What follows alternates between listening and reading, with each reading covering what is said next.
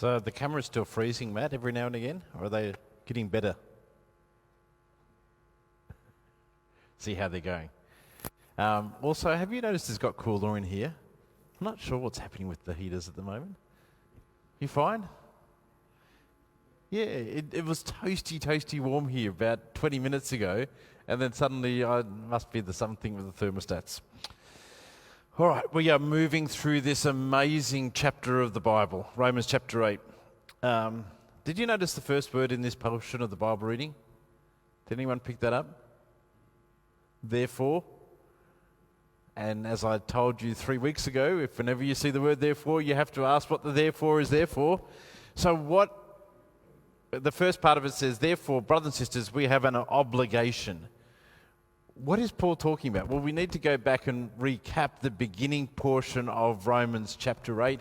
And actually, it would be possibly helpful if we go right back to the beginning of Romans and just remind you of that journey that we were on 3 weeks ago before I had my appendix out. So if we go right back, the beginning part of Romans got lots of foundational teaching that is helpful in our understanding of what it means to be saved. So Paul goes through to say that we've all sinned, we've all fallen short of God's standard, none of us can be made right with God, and that through our own actions. And it's only through God's gift of grace through the cross of Jesus that offers that free gift of forgiveness. Therefore, we started in the beginning of Romans chapter 8, there is no condemnation for those who are in Christ Jesus. Paul goes on to say, if God has done all of this for us, we are to live our lives not shaped by worldly desires, as Cam talked about. That's just not going on for me at the moment. Jeff, could you go on to the next one? Not by worldly desires, but instead orientate our lives of what the Spirit was. And I don't know if you remember last time I showed a picture of a boat with a rudder. And it was almost like that idea, Paul saying, we want to set our course towards what the Spirit wants. And so we get to today's reading, and we have the therefore. Therefore, in the light of all this, we have an obligation. If God did all this through Jesus' death and resurrection, therefore we have this obligation to put to death the misdeeds of the body, the old ways of living, and instead live by the Spirit. Live by the Spirit. The challenge we finished, that was the challenge we finished the last sermon with 3 weeks ago. That challenge to have our whole lives orientated around doing what the Spirit wants. And in Romans 8:14, Paul just suddenly starts to change gears a little bit and says this new imagery of, for those who are led by the Spirit, are the children of God. Now, this Greek word for the children of God is a really interesting Greek word. It's a very clever word by Paul because it can be understood in different ways depending upon the culture that you're hearing it in. And let me explain how this works. You see, this Greek word, which is husia, I think it's how it's pronounced, husia. If you were a Jewish person hearing that Greek word, husia, you would go, that Greek word means the children of God. And as a Jewish person, you would go, of course, Paul's talking about us being the children of God, because we understand what that means, being the children of God. And so the Jewish people had this understanding that God said, I will be your God and you will be my people. And they would be remembering back to all the stories in the Old Testament where they're referred to as the children of God. So when Paul says that you are the children of God, Jewish people would go, yeah, we understand that. If you were a Greek person or a non-Jewish person hearing that word husia, you would understand that not in the sense of being children of God, but rather they use that word as adopted as children, if that makes sense. And so when they hear that word, they would go, Paul's talking to us about us being adopted as children of God. So which is the right way of understanding it? Well, both are. The ways that Paul's using is going, well, If you're Jewish and want to understand it, that God sees you as God's children, that's fine. If you are a non-Jewish person and want to see that as being adopted as God's children, that's fine. Both of those imageries work in this passage. Doesn't matter which way we're seeing it, the point is still profound. Paul is saying we are the children of God. That God sees us as his children. And in verse 15, he says we respond by that beautiful image of saying, Abba, Father, which is a very personal way of interacting with God, implying that we are not just God's children in name only, but with God the relationship is loving and personal and real. So Paul highlights this amazing flow as we work through this idea. We go from we are challenged to live by the Spirit. Then Paul flows that into because of that we are seen or adopted as the children of God, and that flows through to becoming co-heirs of Jesus himself. We are seen on the same level by God as Jesus, his own beloved Son. That amazing flow. I think that's the next one there, Jeff. I'm now up to. This is not working at all. I can't make that move on. But if we want to come back to the cliffhanger that I talked about last week, 3 weeks ago, I left you on a cliffhanger. Can you remember what it was? I said that we are challenged to live in the Spirit. And I talked about this Paul's dichotomy, these two lists that he puts up in Romans chapter 8 of people who live by the Spirit have this sort of experience in life, and people who don't live by the Spirit have this sort of experience in life. And we have these two ways of living, basically. And we get challenged to live according to the Spirit. But we acknowledged at the end of the sermon 2 weeks ago that sometimes that's hard. And we find ourselves with a foot in each camp, so to speak. We're trying to live by the Spirit, but we often will end up living in a different way by our own desires. And we have this tension, this wrestle between the two. Actually, Paul says in Romans chapter 7, just before Romans chapter 8, he says what troubled people we are. Because he's talking about this wrestle, this difficulty that we have of that tension between wanting to live in the Spirit, but sometimes finding ourselves following our own desires. 2 weeks ago when I was supposed to preach on this, it was actually the lectionary reading for that Sunday, which is the reading that many churches use. And the gospel reading for that particular Sunday was the parable of the wheat and the weeds. I don't know if you know that parable when Jesus said, go out there and harvest, and there's weeds in the wheat. He said, look, that's unfortunately just the way it is. We'll sort all that out later. We'll separate the wheat from the weeds. And I think there's some correlation between the two. The way that Paul's talking about this, two ways of living, and Jesus talking about the wheat and the weeds. I found this little reading poem, I don't know what you would call it, creative writing, that sort of picks up on this idea of wheat and weed, but it really picks up on this tension that we actually find ourselves, if we look in our lives, seeing both elements of wheat in our lives when we are following God and living by the Spirit, and sometimes, if we're honest, we look in our lives and we see elements of weed when we sometimes follow our own desires. I just want to read you this poem because I think it picks up on a point better than I can say it. I am Abraham, the father of the nation. This is who I am. The fixed point in time when the family of God began.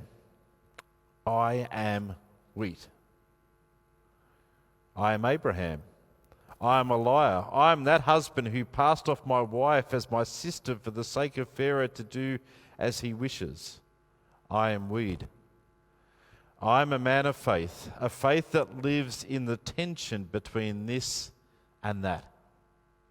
I am Moses, the patriarch of freedom. This is who I am, the leader of the Exodus, the turning moment that set God's people free. I am wheat. I am Moses, a murderer.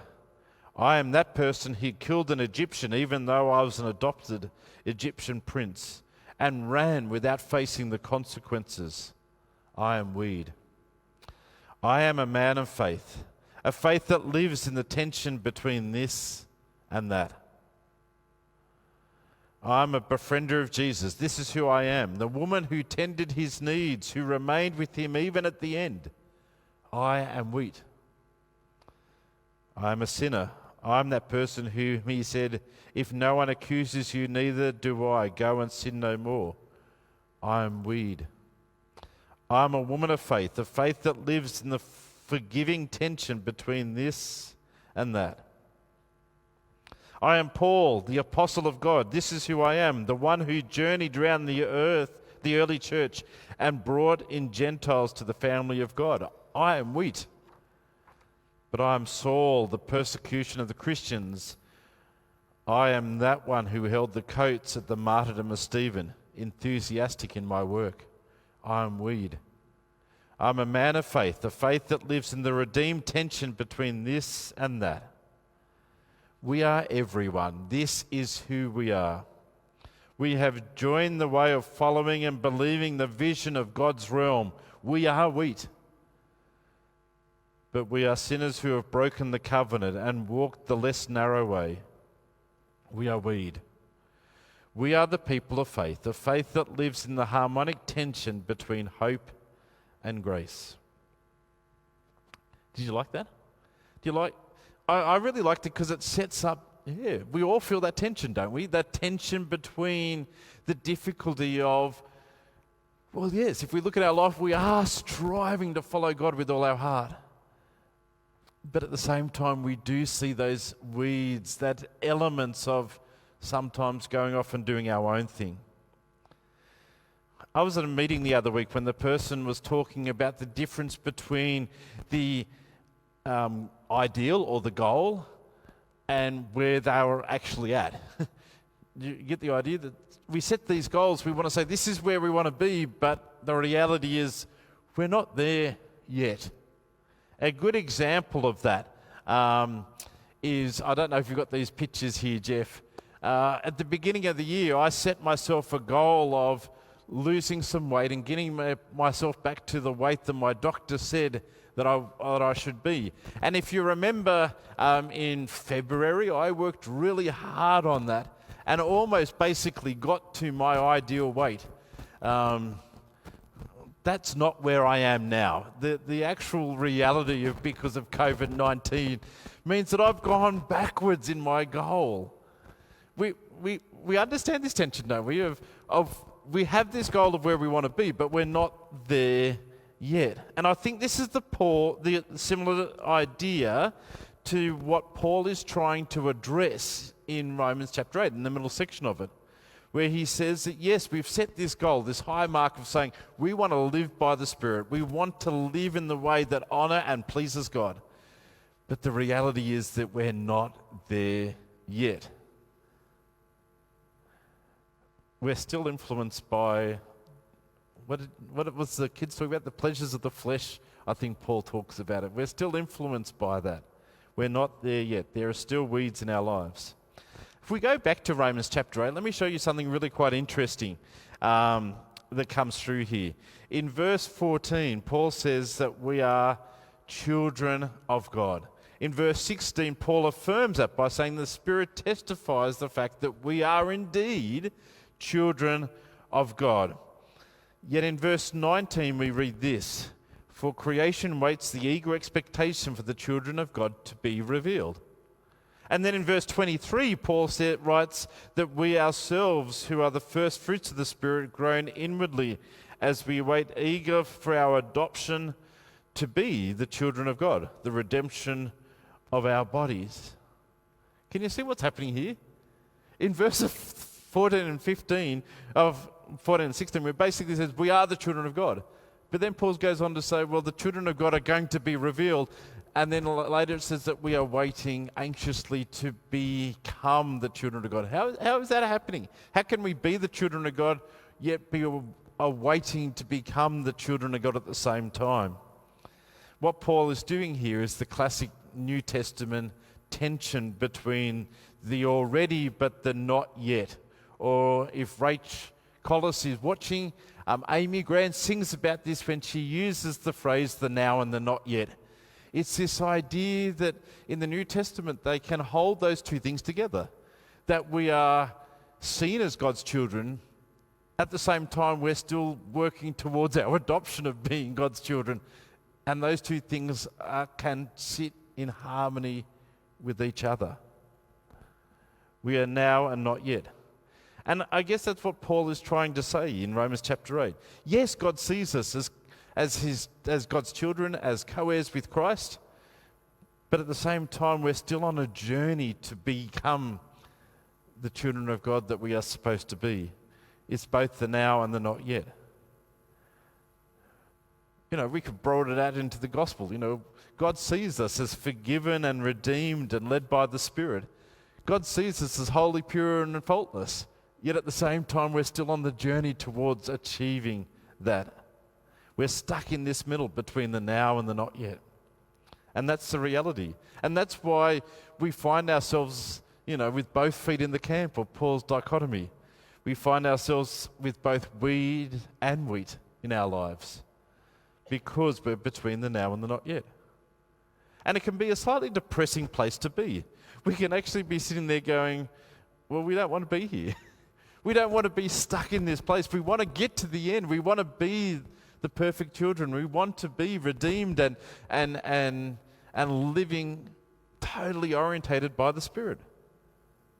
We don't want to be stuck on this journey, which is why Paul uses that phrase, we groan inwardly, because we so much want to get to the end. We don't want to be in the middle. We want to be at the end. Paul says that our dream, our desire for redemption, our adoption as God's children is not an impossible dream.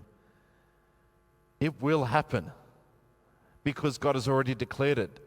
God has already said this will happen. It's not an impossible dream.